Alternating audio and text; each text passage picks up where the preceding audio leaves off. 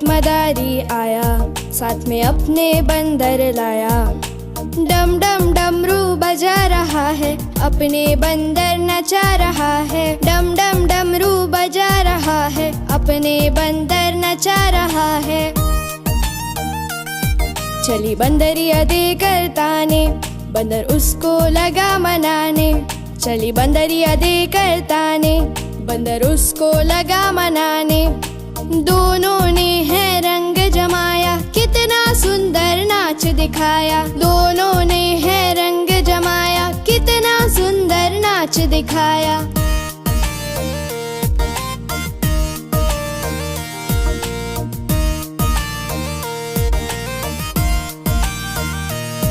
देखो एक मदारी आया, साथ में अपने बंदर लाया। डम डम डमरू बजा रहा है, अपने बंदर नचा रहा है। डम डम डमरू बजा रहा है, अपने बंदर नचा रहा है।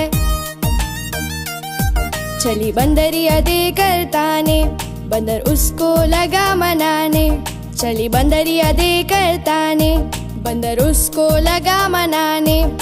दोनों ने है रंग जमाया, कितना सुंदर नाच दिखाया। दोनों ने है रंग जमाया, कितना सुंदर नाच दिखाया। दोनों ने है रंग जमाया, कितना सुंदर नाच दिखाया।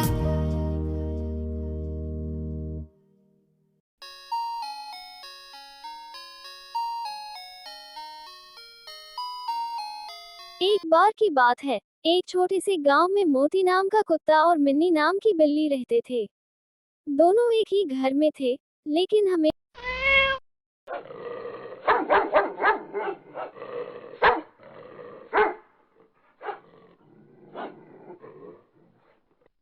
झगड़ते रहते थे। मोती हड्डियां छुपाता और मिन्नी दूध पी जाती, जिससे रोज लड़ाई होती। एक दिन घर में चूहों का हमला हो गया। मिन्नी ने सब पकड़ने की कोशिश की, पर चूहे बहुत चालाक थे। तब मोती ने मिन्नी की मदद करने का फैसला किया। मोती ने अपनी ताकत से चूहों को बाहर भगाया और मिन्नी ने बाकी को पकड़ लिया। उस दिन से दोनों अच्छे दोस्त बन गए। अब वे साथ खाना खाते, खेलते और घर की रखवाली करते।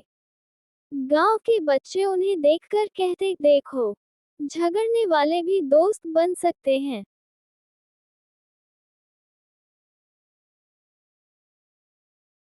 आप देख रहे हैं कार्टून कहानी वंडर ब्लॉग्स द्वारा। देखिए और एंजॉय लीजिए। कछुआ और खरगोश की रेस एक मजेदार कार्टून कहानी।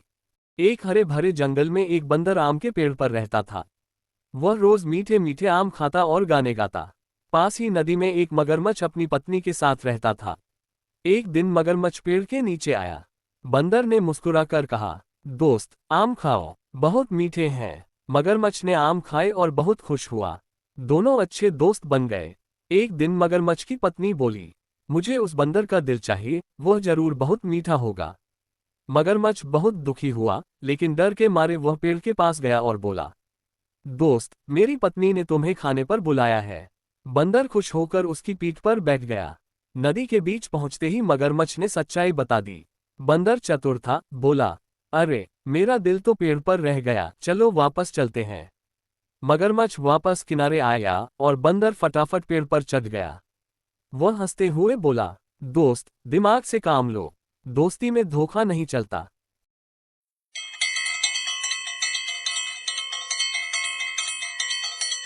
एक बार की बात है, राजा विक्रम सिंह नाम का एक न्यायप्रिय राजा था।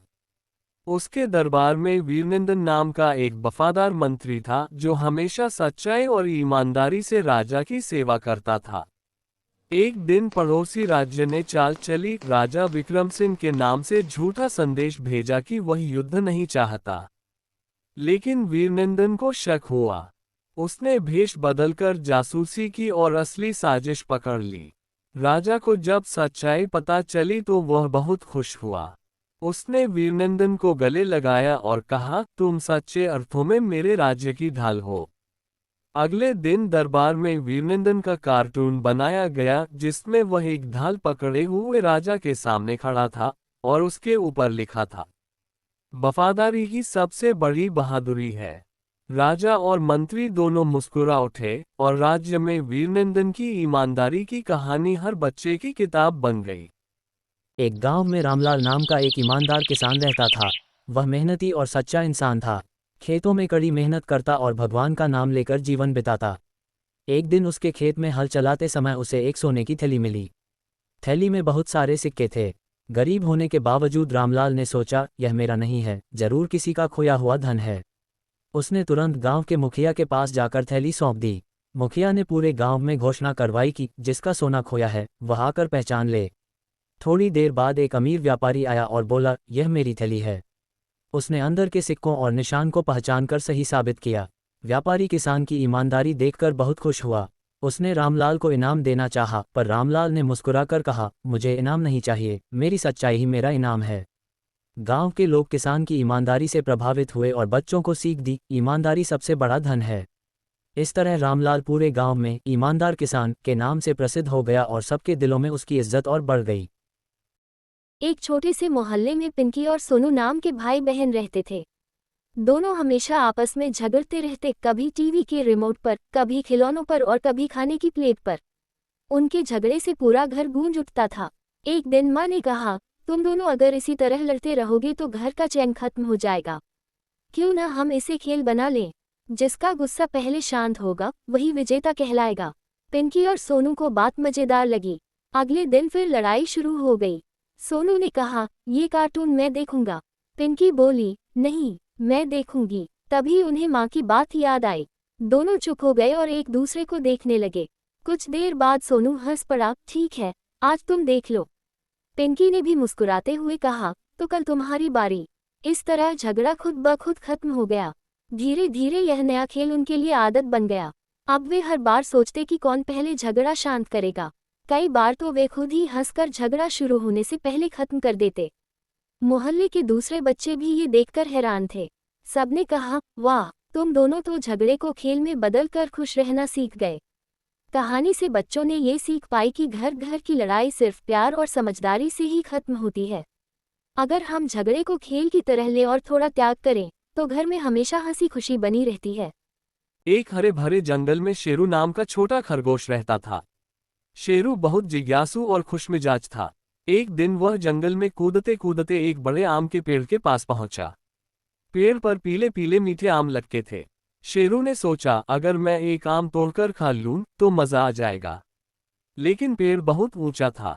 उसने कोशिश की लेकिन आम तक नहीं पहुंच पाया।